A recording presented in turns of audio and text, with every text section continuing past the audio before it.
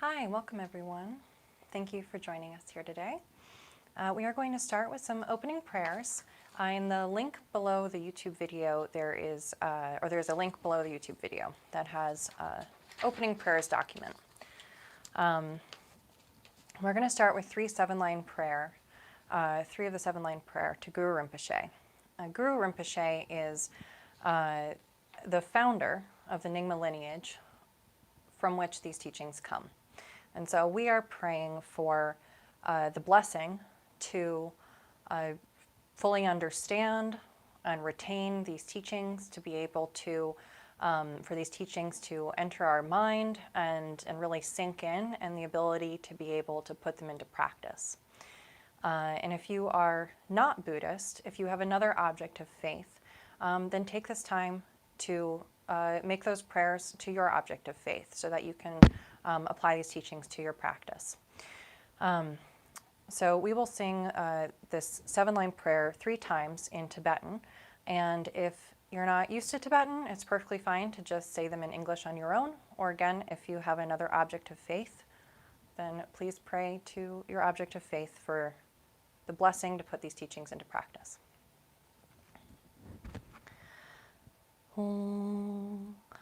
Organ yogi num jansang, pemage sa dompola, yatin chogi ngorupe, pemajung ne jesurag, kordu kandro mangpo kor, ketki jesu dak druki, jinji lop chia shek su so, Guru Palma City Home.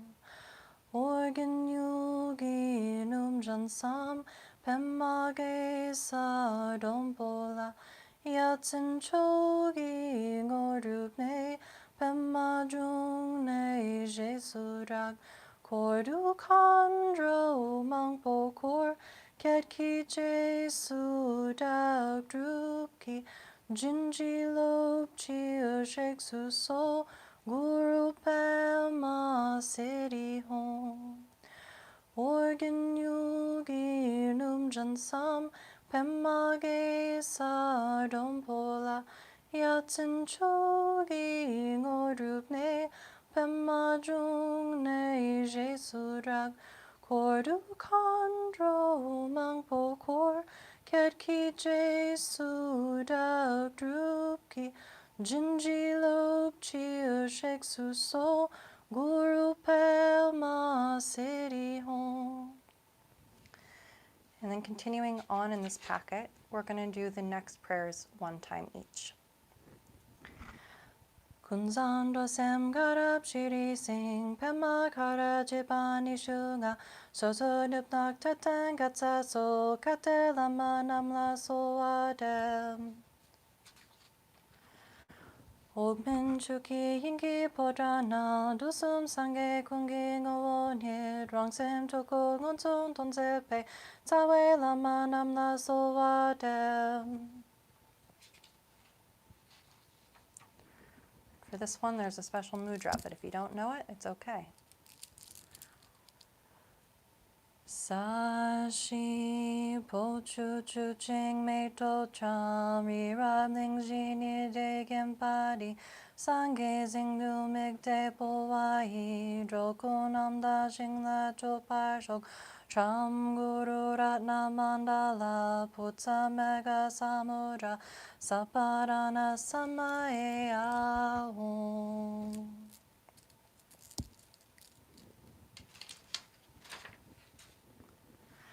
Semchen Namki Sampadang Loi Jejag Jitawar Jechon Tomon Tepai Chuki Korlo Kordu So.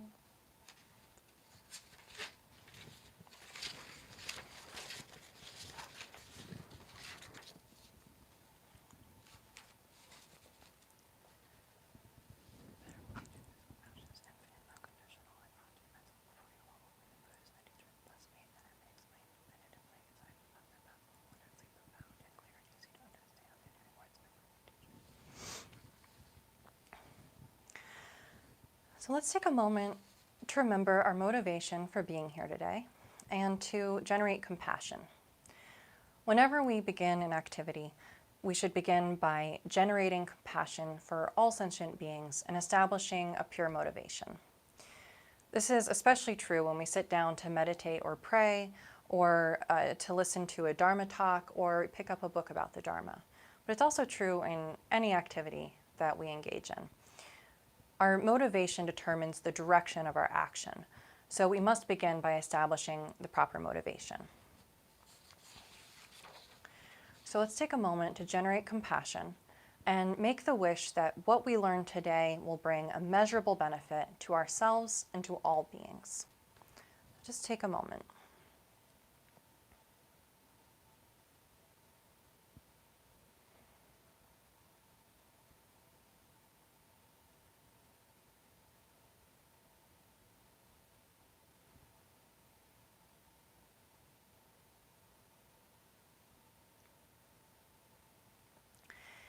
We're going to start with a brief breath meditation. Allowing our minds to rest on the rhythm and the feeling of our own breath is truly restful for the mind. Instead of relaxing by watching Netflix or picking up our phone or getting involved in these other activities that really just stir up our minds. They get our minds very inflamed and agitated and riled up. And instead of doing that, allowing our mind to rest on a single object, in this case our breath, that is how our mind is able to actually rest. So, and doing that creates space in the mind, which helps us to balance our emotions. Our minds are so busy and distracted all the time. It's like having a television set that's always on, just constant noise, flipping rapidly channel to channel, but we don't know where the remote is. We may not even know that there is a remote to change the channel. We're so hooked on the TV, we can't take our eyes away from the action. We're just hooked watching the TV of our own thoughts. Again, just circling around our heads. And even if we hate the show that's on, we can't stop watching it. We just can't peel our eyes away. We are constantly preoccupied with the objects that we perceive, and whether we want them or we don't want them, or if we just feel kind of neutral about them. And this constant fixation is exhausting. Sokni Rinpoche says, our experience is a mixture of fixing our mind on different things, one after another, and being worn out by doing so. Because we are incessantly preoccupied with this, that, and the next thing, there's hardly any free time to be there for others and care for them. True compassion gets no room in one's mind. Most people think meditation is just about taming the mind, but it is also about softening the heart. If we want to generate bodhicitta, which is the awakened mind of wisdom and compassion, we must first calm our minds, and then we will have the space for wisdom and compassion to arise. And we will have the stability to remain in a state of wisdom and compassion when it does arise. So it's important that we learn how to stabilize our minds, and we can do that by allowing our minds to rest on a single object, in this case the breath. So let's sit comfortably, however you're sitting, whether you're in a chair or on your couch or on your bed or on the floor, wherever you're sitting is fine. You can sit in a chair, you can sit on the ground, you can have your legs crossed, in whatever way is comfortable for you. And what is important, wherever you're sitting, what is important is to have a straight back. So for instance, if you're sitting on a really squishy cushion right now, or on your couch or on the bed, you might be sinking back kind of. So you might need to grab a cushion, put it under your butt so that you have some support for a straight back. Sometimes people think that it doesn't really matter what the position is of your body when you meditate, and that's kind of like, what's the word? Well, people think it's unnecessary, that it doesn't make a difference. But it does, actually. The body acts as an anchor for the mind, and the energies of the body influence the state of our minds. And you can see that if you jump up and do a bunch of jumping jacks and you get your body all, you know, you get a lot of energy going in your body, you can see the difference in your mind. And if you sit down, even if you just take a couple minutes and sit in silence, you'll notice that your mind can start to settle. So you can see the relationship between how we're using our bodies and the state of our mind. So when we have a straight back, it allows for the energy to move in our body in a clear, unobstructed way that is beneficial for meditation, to put it simply.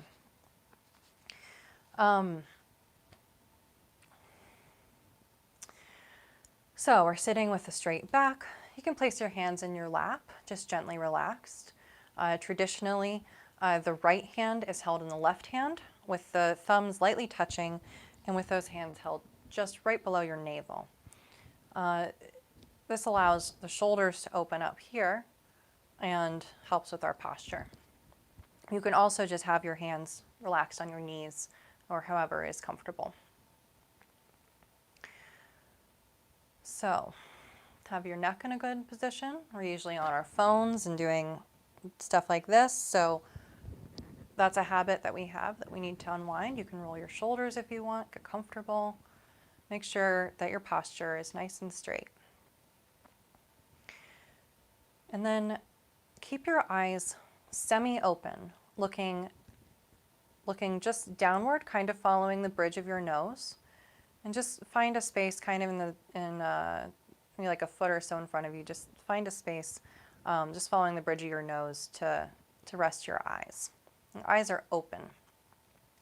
This is because we are not trying to fall asleep.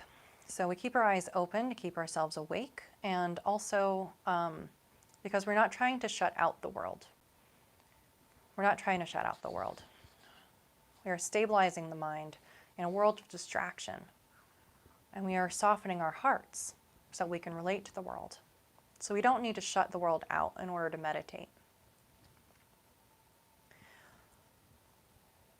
And then you're going to take your tongue and just gently press the tip of your tongue against the roof of your mouth, just right behind your teeth. The mouth will be open slightly. So we're sitting up straight, our eyes are open slightly, gazing downward. Our tongue is right behind our teeth, pressing against the roof of our mouth. Allow yourself to relax completely and breathe normally.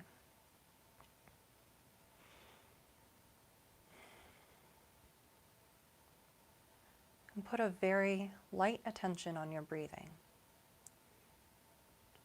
Don't try to control your breath at all. Just breathe naturally.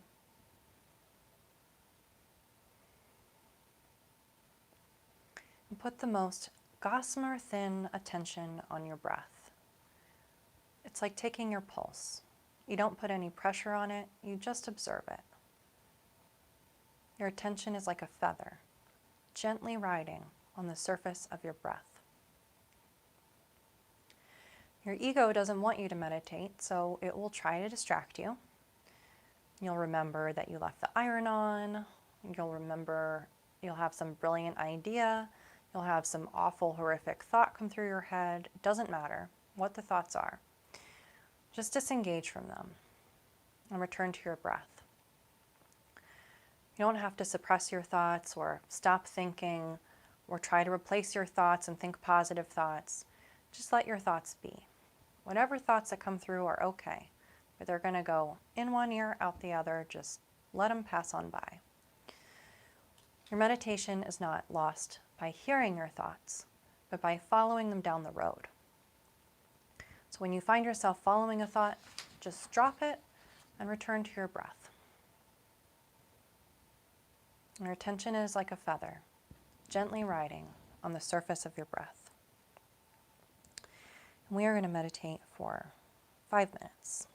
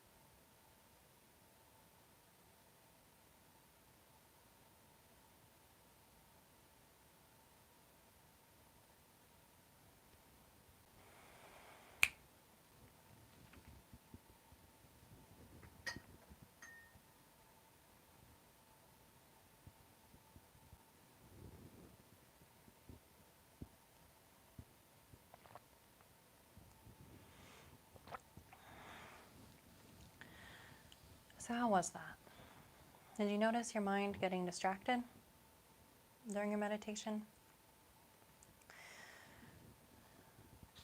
Whether we are new to meditation or have been practicing it for a long time, it's easy to feel discouraged when we notice how distracted we are. There are some times when we're meditating when it seems like the entire time that we gave ourselves to meditate, we didn't even meditate for 1 second. It may feel like that sometimes. It may feel like you took this time to settle your mind, to rest your mind on your breath, and you did everything but that. Your mind was going onto every single subject but your breath. That happens a lot, and that's normal. Many people, when they have that experience, they think they're just not good at meditation. Meditation is just not for me.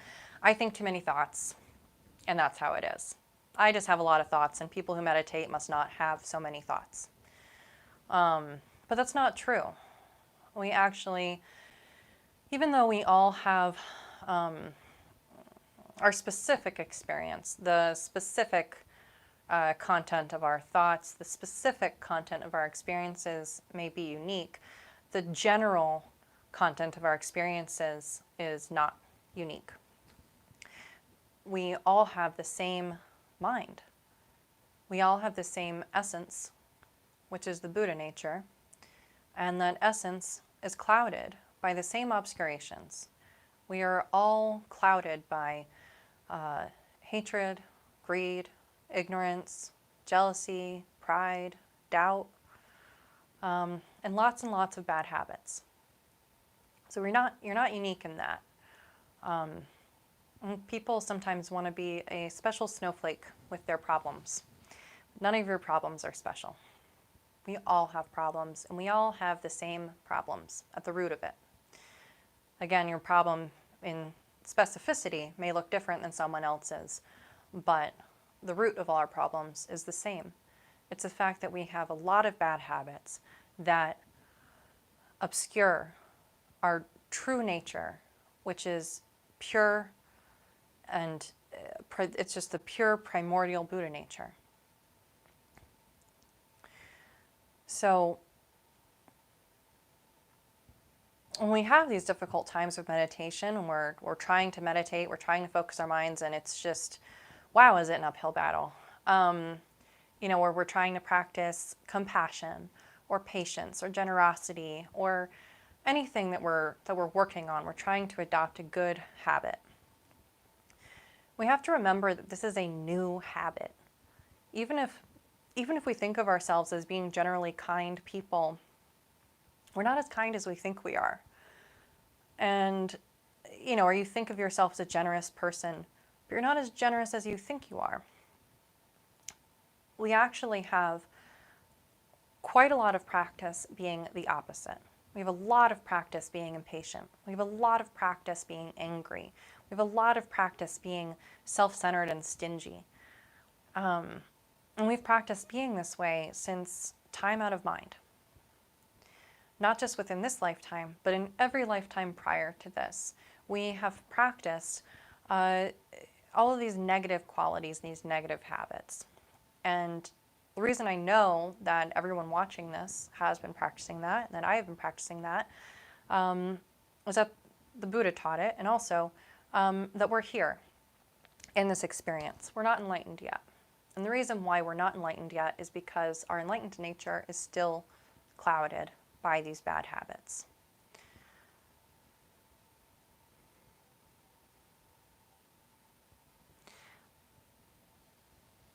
So when we have these difficult times of meditation, we find ourselves being so distracted, or just not compassionate or impatient or whatever, we can remember that it's just not our habit to practice them. Since we have spent lifetime after lifetime practicing self-centered thinking and distraction, we can't just snap our fingers and be loving, focused practitioners overnight just because we want to be. That's not how it works. It takes practice. It takes lots and lots of practice to meditate. It takes lots and lots of practice to be truly kind. It takes lots and lots of practice to be deeply generous, immeasurably generous. So we must be kind to ourselves, and we have to be patient with ourselves.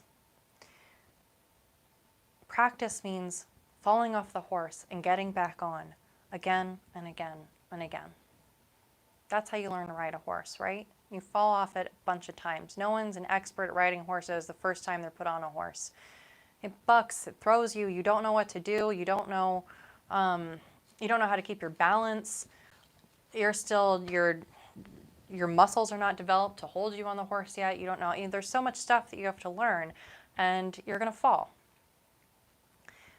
But when you fall, you get back on the horse. So often we get upset when we notice that we are distracted in meditation, or when we notice that we have slipped into anger or selfishness. Our response might be like, oh, I'm so distracted. I'm awful at this. I'm just, I'm terrible at this. I suck at this. This is not for me. I'm just a horrible person. I'm a failure. Or we might think that meditating just makes my mind fill up with thoughts. You might think that you have thoughts because like somehow that these thoughts are new. But they're not new. You're just noticing them for the first time. Usually we spend our days just our thoughts are so constant, and we grab onto them, and it's kind of like if you imagine thoughts being like cars on a highway going past you, and you're sitting on the side watching these thoughts go by. You can either let the thoughts pass you, zoom, zoom, zoom, or you can flag them down and hitchhike. You can flag one down and get in the car with it and let it carry you off. And then the next one comes, you can flag it down, get in the car, and let it carry you off. And that's what we normally do, is we don't even question it. We just jump into whatever car comes by, whatever thought comes by, we just grab it, and we just let it carry us wherever we go. And then some other thought comes by, and we grab it and let it carry us wherever we go. And then we might, at some point, be like, wow, where was I? I'm not focused. Oh, let me go back to work. You don't even know where you were for the last 30 minutes. You were just following all of these thoughts again and again and again. You weren't even aware that you were following your thoughts.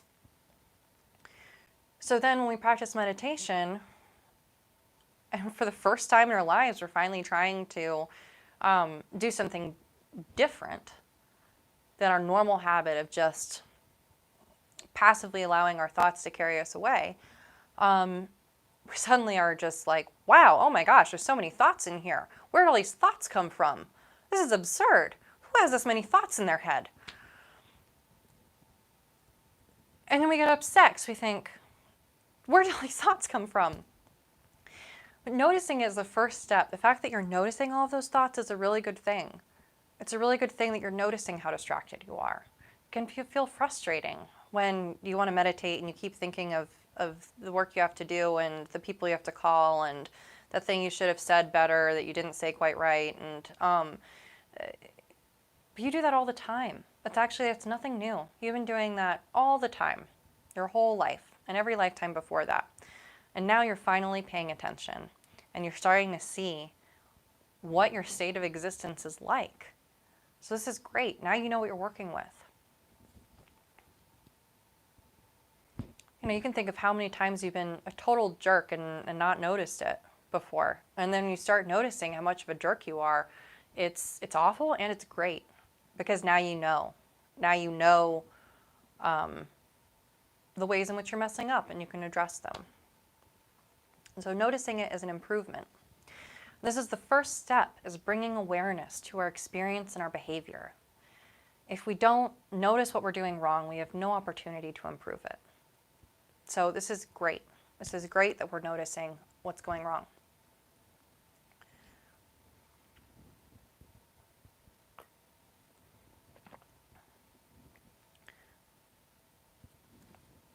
And whether you are practicing meditation or contemplation or compassion or patience, generosity, any other virtue, when you notice yourself falling short of your intentions, recognize that it is because of the strength of your bad habits. We know that when someone has the habit of smoking, it takes a lot of effort and a lot of time to develop a habit of not smoking. But somehow we think that we should be able to overcome our habits of anger, greed, and ignorance overnight, even though we have been practicing them for literally aeons. These habits are what cloud our true nature.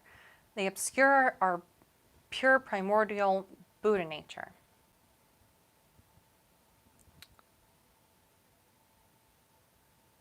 And what we can remember is that sentient beings, we are sentient beings, all sentient beings, are basically just Buddhas wrapped up in bad habits.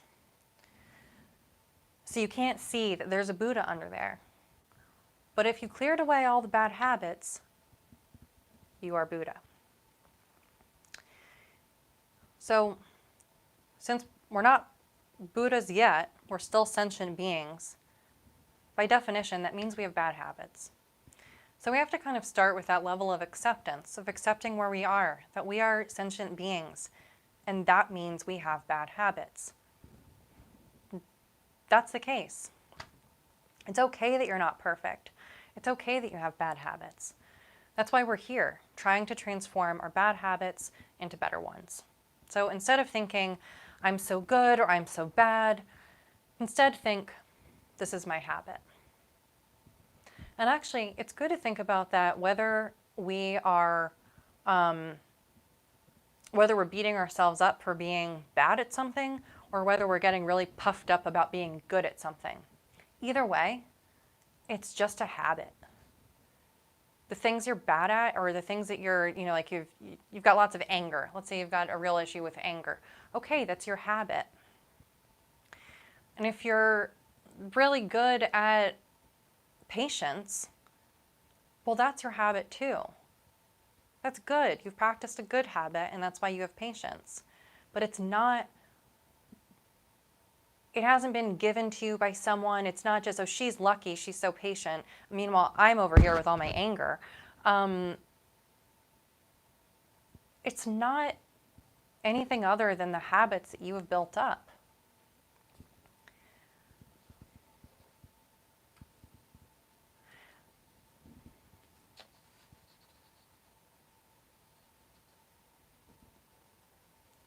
So Jetsama says, the best thing you can do is begin to practice in a small and simple way. You don't have to be a Buddhist to do that either. And you don't have to be a highfalutin practitioner to do that either. You don't have to wear the robes or walk the walk or dance the dance or talk the talk or even have a nifty mala, which seems to be the highest priority when we first become a Buddhist. Big deal. The highest priority should be loving kindness. And you should begin in whatever small way that you can, making no conclusions other than the fact that you have a pattern and that you can change it.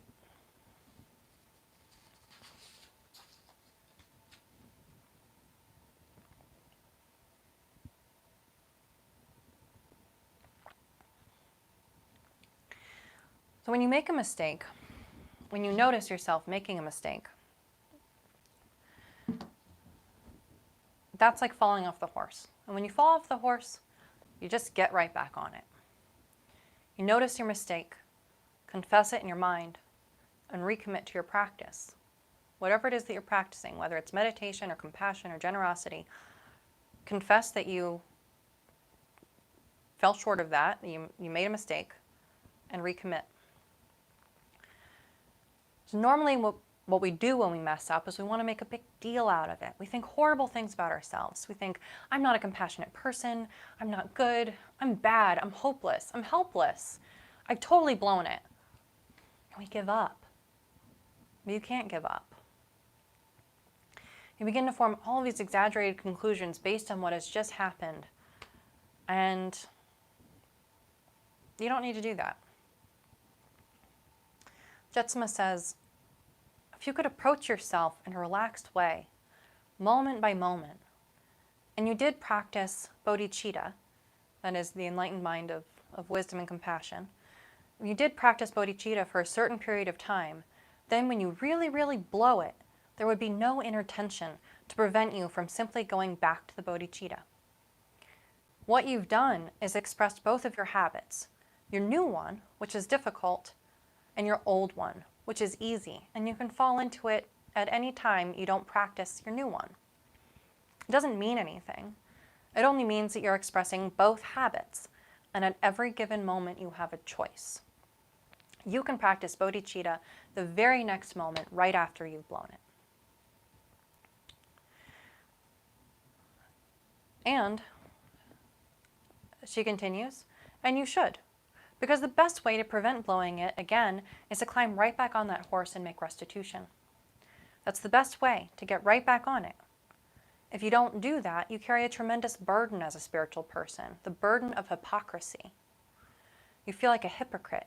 You feel like you've really messed up. You have this idea that you've been kind, and then this monster in you comes out, and then you're faking it again. You can't think like that. You can't think in terms of good and bad, high or low. Think in terms of habitual tendency. Give yourself a break. You have both. Accept it now. Accept it now. In this way, no matter what happens, you're not going to have to think something vile about yourself, and you have the freedom to make a choice at any moment.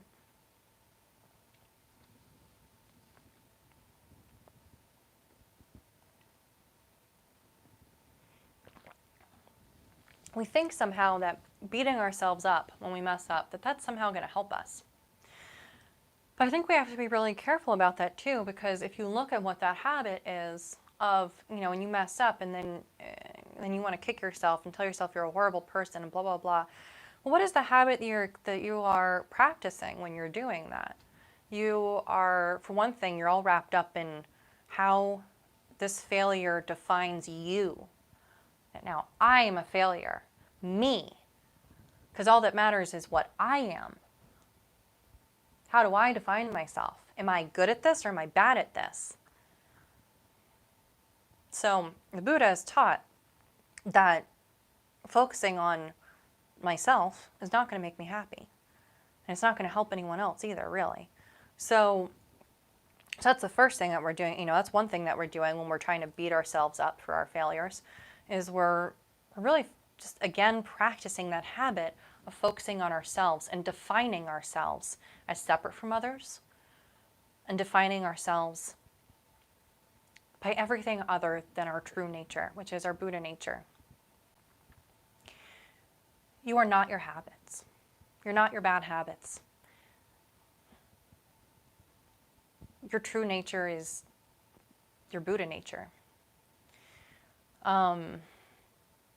Another thing that we're doing when we're beating ourselves up is we're practicing hatred. We're practicing self-hatred. And we talk about getting rid of the ego. That doesn't mean to hate yourself. When we talk about getting rid of the I, it doesn't mean to hate your I-ness. It doesn't mean to hate it. Hatred is not what we're here to practice. It's really easy for our ego to subvert our practice and convince us that that practicing our old bad habits of hatred, greed, and ignorance are going to help us with our new habits of meditation and being loving and kind and good meditators. And our ego is really wily and tricky in that way. So we make a mistake and our ego goes, ooh, good, I've got anger here for you. I've got hatred. This will be helpful. You should do these things. But they're not helpful. Whether our hatred is directed towards ourselves or others, it's not the habit that we want to be practicing. So recognize, when you notice yourself make a mistake, notice it. And then if you notice yourself, if you follow up that mistake with the secondary mistake of beating yourself up about it, notice that too. Notice that also is your habit, that you are reflexively practicing hatred towards yourself because that's your habit. So instead of doing that, instead of beating ourselves up when we make mistakes, what Judson is telling us to do is to notice it, confess the mistake, and recommit. Now when we confess our mistakes, that too is, sometimes our ego wants to subvert that too. So sometimes when we confess our mistakes, we again might want to make a really big deal out of it, and of, I'm so sorry, I'm just a horrible person, I don't deserve your love, I don't deserve your compassion, I'm just awful, I can't believe I messed up in this way, and I'm just the worst. And sometimes we turn our apologies into just self-flagellation, and that's not what it's about. So apologies are an opportunity to recognize our bad habits and confess them and commit to doing something better, to act differently next time. And you don't have to make a long confession when you notice yourself doing something wrong, you notice yourself making a mistake. You can just confess in your mind that you were wrong just there. Confession in your mind is very, very important. You can just say, boy, I really blew it just then. I was really wrong just then. And make restitution quickly. As soon as you notice it, just say, ooh, oh, that was wrong. Okay. I'm going to recommit.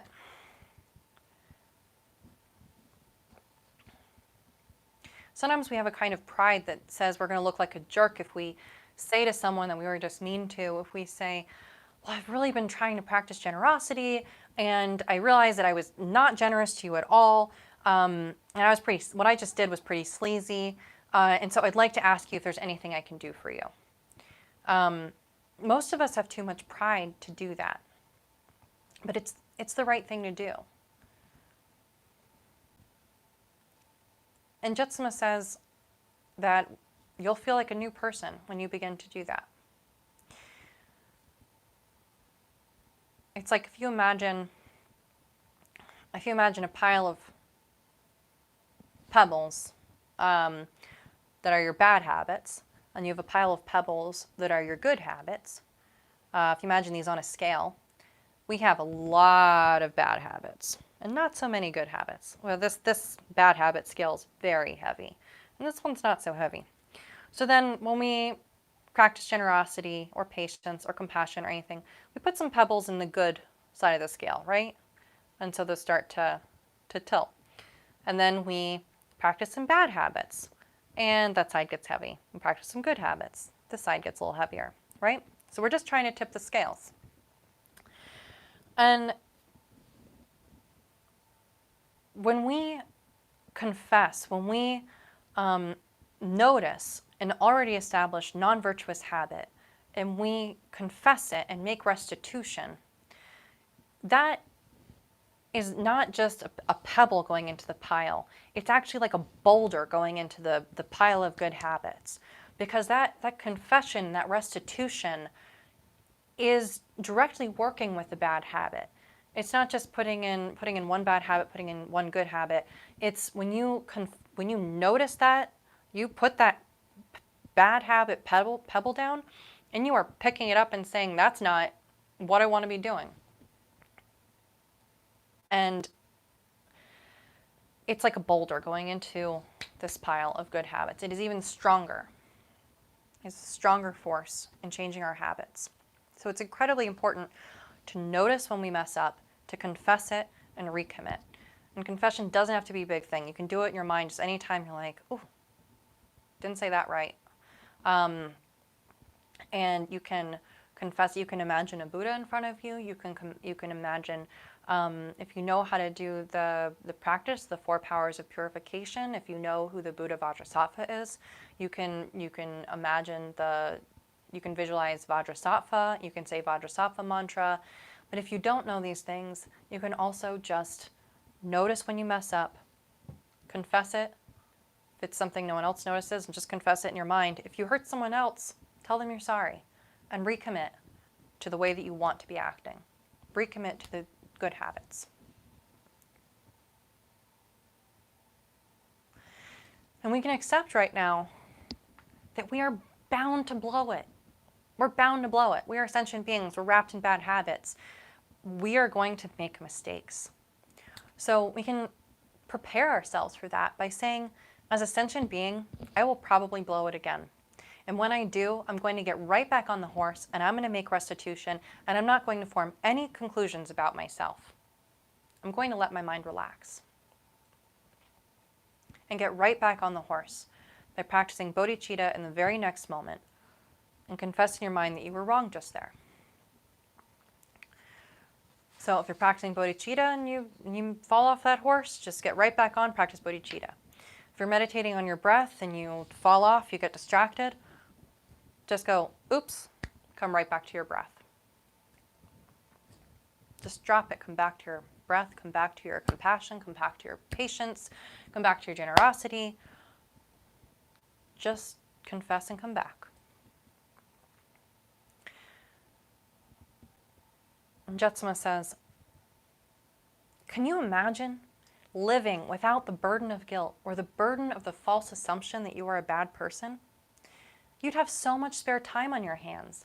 You wouldn't know what to do, because all the things you do to prove yourself, you wouldn't have to do anymore.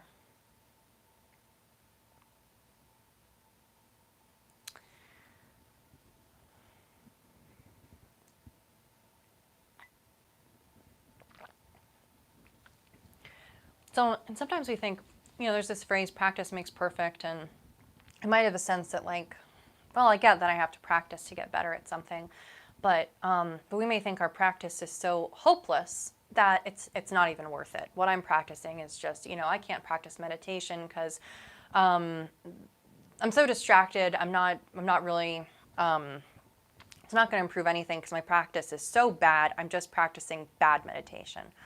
You don't think there's any point in even trying to well, I just suck at it. You might not have faith that it will help you to do this process of just, of noticing and coming back. It might seem like you're so far off the deep end into distraction that, that you're just practicing distraction. Like, why should I pretend I'm practicing meditation? I'm just practicing distraction while sitting down. So you might feel like that, or if you had a bad practice session, or you feel like you tried to meditate for 5 minutes and you had 0 seconds of ever even focusing on your breath, and but you tried again. You tried coming back to your breath.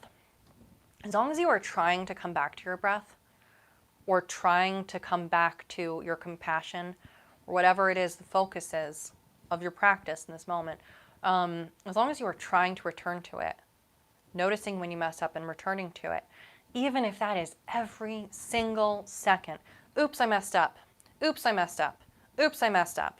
Oops, I messed up. Even if that's all you do, that is really, really helpful. It might not feel that way in the moment, but it actually is tremendously helpful. And you will see yourself grow. You'll see yourself grow in your practice as you do that. It takes diligence.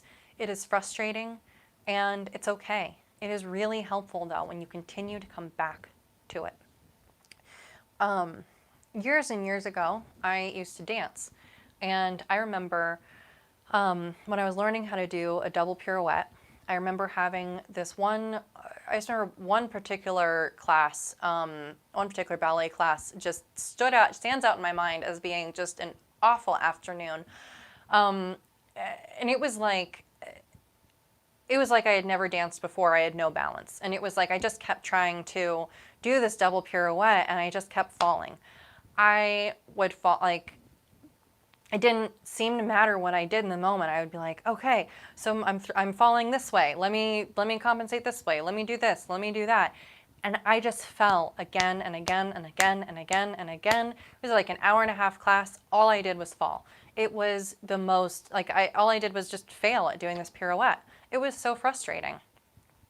It didn't feel like, and that was definitely a situation where I'm like, well, how am I ever going to, if I can't ever do a pirouette, if I can't ever do a double pirouette, how am I ever going to practice doing a double pirouette? Well, the thing is that after that very frustrating class of failing and trying again and failing and trying again, the next class, I did a double pirouette. It was incredible. The practice of failing and coming back and failing and coming back, it taught my body how to balance. It taught me where my center of balance was in that by noticing where I was falling and bringing it back, noticing where I was falling and bringing it back.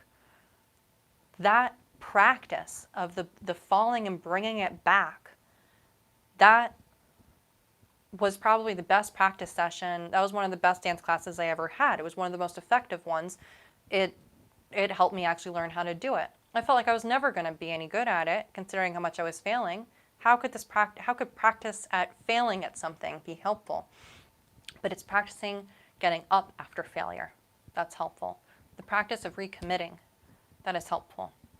And it's the same thing in our meditation practice, just the practice of drop the breath, oops, come back to it. Oh, I forgot I'm meditating, come back. Oops, I got distracted, come back. If that is all you do with your meditation practice, oops, I got distracted, come back. That is tremendously helpful.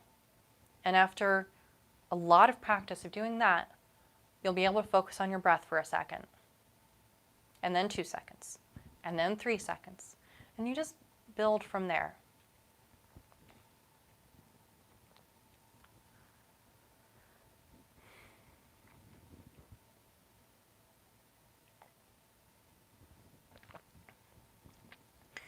So, and I really think it's very important that we remember we should not get discouraged by our failures.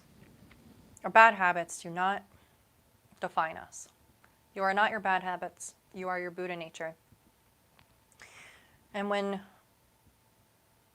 matter how discouraging it may be, when we fail again and again, when we are angry, when we're impatient, when we're stingy and unkind, and we're unfocused and distracted,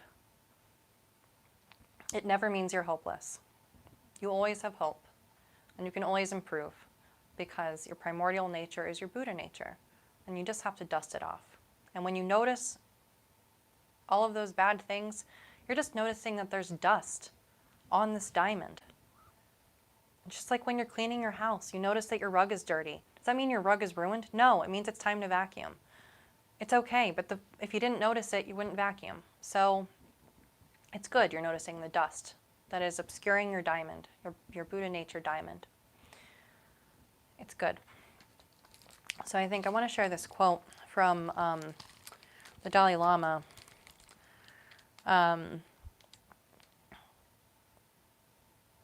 He says,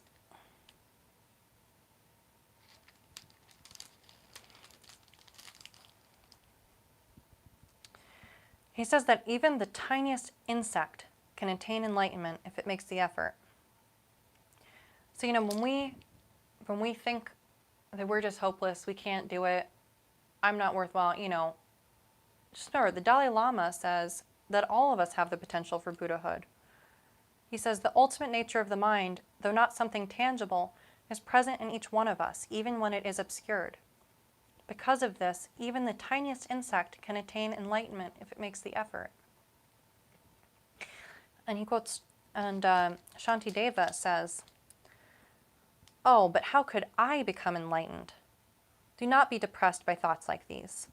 For the Buddhas, speakers of the truth, have spoken and have truly said that if they bring forth strength of diligence, even bees and flies and stinging gnats and grubs will find with ease enlightenment so hard to find. Able to distinguish good from ill, if I, by race and birth of humankind, will give myself to bodhisattva deeds, why should I not gain the state of Buddhahood?" So if we practice diligently, we will be able to attain Buddhahood. If we practice diligently, we can dust off all of the dust of our disturbing emotions and our distracted thoughts and our hatred and greed and ignorance. We can dust away all of those bad habits, and we can expose the Buddha nature that is already within us.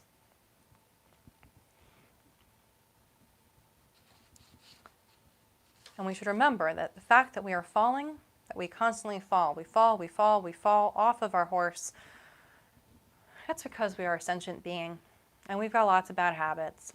That's it. We're just we just need to practice. And Chamtrul Rinpoche says,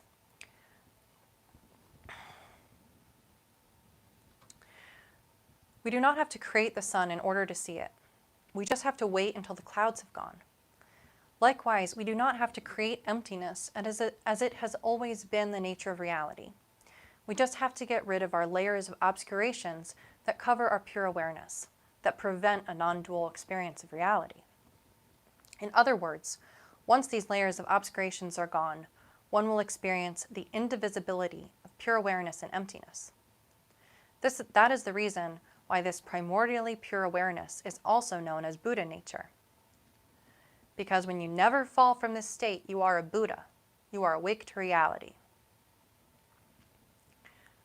So when you're falling down from your horse, just remember that it's because you're a sentient being. And when you're no longer falling off your horse, then you'll be a Buddha. And until then, get back on the horse. So let's try meditating again. One more time with self-compassion.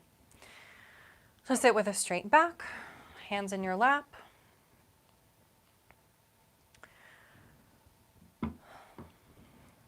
Your eyes are relaxed and gently gazing downwards.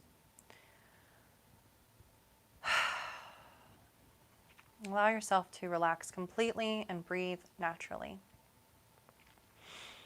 Put a very light attention on your breathing. Don't try to control it at all. Just breathe normally and put a gossamer thin attention on your breath. Your attention is like a feather, gently riding on the surface of your breath. And again, we'll go for 5 minutes.